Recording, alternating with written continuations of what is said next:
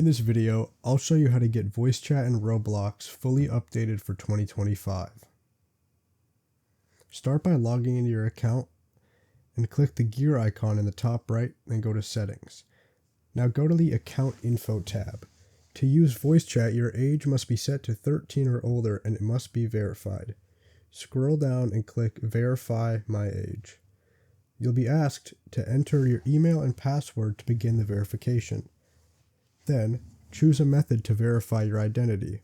You can use a passport, driver's license, national ID, or residency permit, whatever's valid in your country. Select your document type, then follow the prompts. You'll need to take a photo of the ID and a real-time selfie to match your identity. Make sure both photos are clear with good lighting and no blur. Once your age is verified, go back to Settings, click Privacy, and the voice chat toggle should now appear. Turn it on and you're done. That's how to enable voice chat in Roblox in 2025.